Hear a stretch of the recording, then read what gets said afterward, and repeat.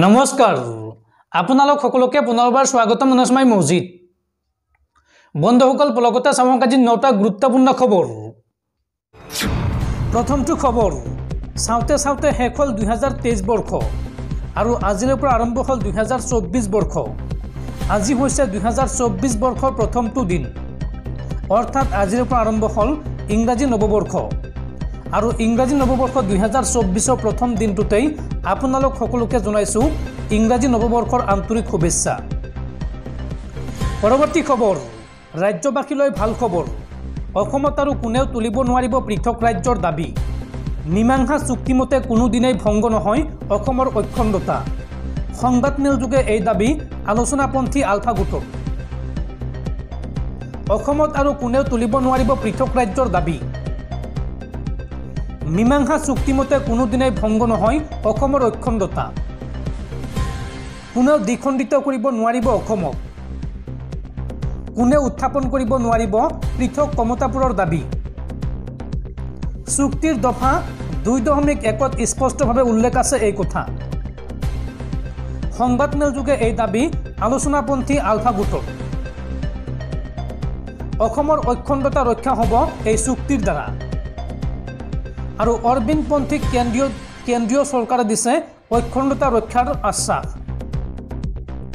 অসমৰ অখণ্ডতা ৰক্ষাৰ বাবে গঠন হ'ব পৃথক আয়োগ সংবাদমেল যোগে এই কথা জনাই আলোচনাপন্থী আলফা গোটে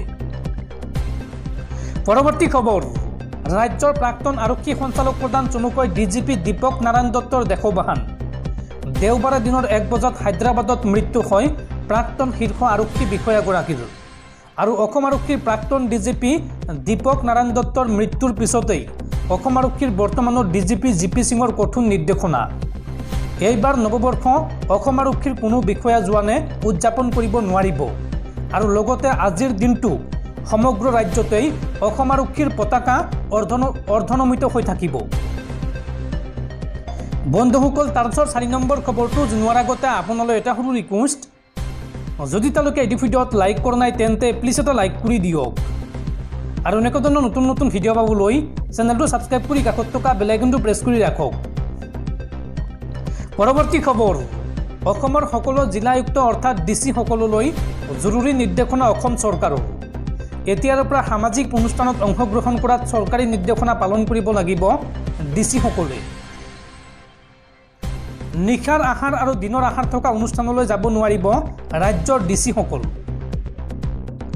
জিলা আয়ুক্তৰ সামাজিক অনুষ্ঠানত উপস্থিত থকাক লৈ বিশেষ নিৰ্দেশনা জাৰি অসম চৰকাৰৰ নিজৰ আত্মীয়ৰ বাহিৰে সামাজিক ডিনাৰ লাঞ্চ থকা অনুষ্ঠান পৰিহাৰ কৰিবলৈ নিৰ্দেশ দিয়া হৈছে আৰু ডিচিৰ কাৰ্যালয়ত মধ্যভোগী আৰু দালাল প্ৰৱেশ কৰিব নোৱাৰিব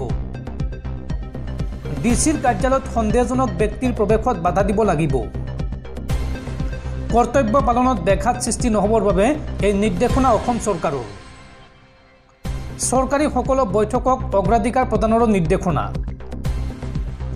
জিলা পৰ্যায়ৰ অনুষ্ঠানত কেবিনেট মন্ত্ৰীৰ নিৰ্দেশত কৰিব লাগিব অংশগ্ৰহণ ডিচি সকলে বিশিষ্ট অতিথিৰ নিমন্ত্ৰণ ৰক্ষা কৰিব নোৱাৰিব আৰু দৰ্শনাৰ্থীক সাক্ষাৎ কৰিব লাগিব সংশ্লিষ্ট জিলা আয়ুক্তই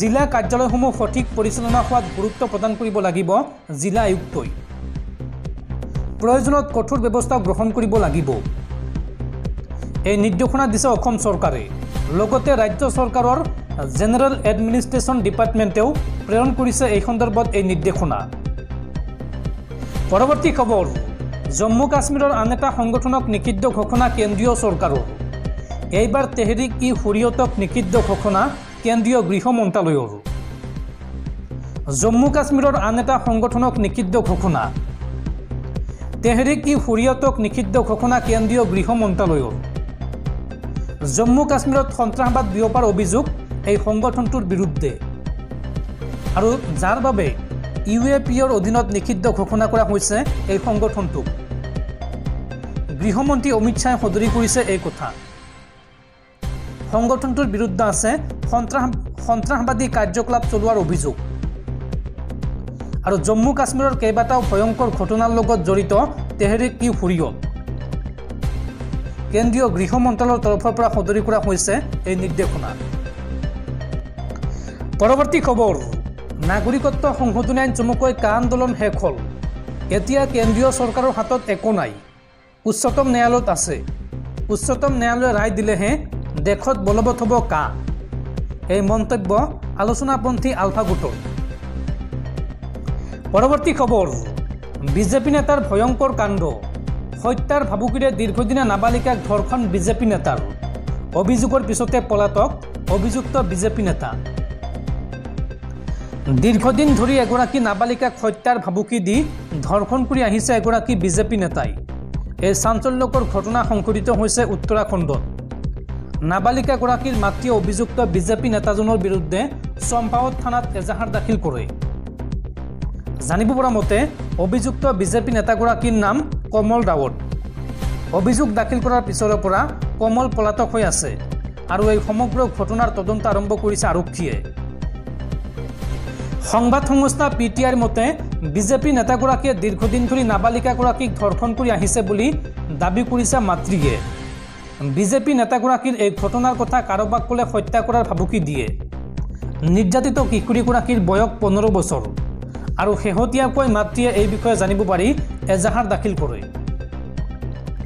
পৰৱৰ্তী খবৰ, 2024 লোকসভা নিৰ্বাচনক লৈ ডাঙৰ খবৰ। আগন্তুক 2024 লোকসভা নিৰ্বাচনত প্ৰধানমন্ত্ৰী নৰেন্দ্ৰ মোদীৰ বিৰুদ্ধে নিৰ্বাচন খেলিব মহিলা মল্লযুঁজ আৰু সাক্ষী মালিকে। ইণ্ডিয়া গোটে প্ৰক্ষেপ কৰিব সাক্ষী মালিকক। সকলো ঠিকেই থাকিলে আগন্তুক লোকসভা নিৰ্বাচনত প্ৰধানমন্ত্ৰী নৰেন্দ্ৰ মোদীৰ বিৰুদ্ধে বাৰাণসী সমষ্টিত বিৰোধী ইণ্ডিয়া গোটৰ প্ৰাৰ্থী হ'ব মহিলা মল্লযুঁজ আৰু সাক্ষী মালিক।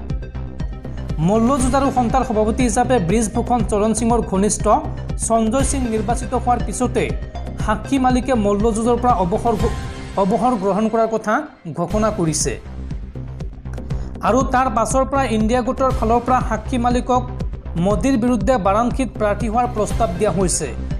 জানিব পৰা মতে সাক্ষী মালিকেও এই প্ৰস্তাৱত সমৰ্থন জনাইছে। চলিত মাহত ৰাজধানী দিল্লীত ইণ্ডিয়া গোটৰ এক গুৰুত্বপূৰ্ণ বৈঠক অনুষ্ঠিত হৈছিল। এই বৈঠকত তৃণমূল কংগ্ৰেছ তথা পশ্চিমবংগৰ মুখ্যমন্ত্ৰী মমতা বেনাৰ্জীয়ে বাৰাণসীত প্ৰধানমন্ত্ৰী মোদীৰ বিৰুদ্ধে ইণ্ডিয়া গোটৰ ফালৰ পৰা কোনো এগৰাকী মহিলাক প্ৰক্ষেপ কৰাৰ কথা উল্লেখ কৰিছিল। মমতা বেনাৰ্জীৰ সেই প্ৰস্তাৱৰ পাছতেই মোদীৰ বিৰুদ্ধে কোন শক্তিশালী মহিলাক প্ৰক্ষেপ কৰিব পাৰি সেই বিষয়ে চিন্তা চৰ্চা অব্যাহত ৰাখিছিল ইণ্ডিয়া গোটৰ নেতৃত্বই আৰু তাৰ পাছতেই তেওঁলোকে মোদীৰ বিকল্প হিচাপে সাক্ষী মালিকক বিচাৰি উলিয়ায়। আৰু যদি এইদৰে চৰ্চা অনুসৰি সাক্ষী মালিক প্ৰধানমন্ত্ৰী নৰেন্দ্ৰ মোদীৰ বিৰুদ্ধে বাৰাণসীত প্ৰাৰ্থী হয় তেন্তে লোকসভা নিৰ্বাচনৰ পূৰ্বে যে দেশৰ ৰাজনীতিত ব্যাপক পট পৰিৱৰ্তন হ'ব সেয়া নিশ্চিত।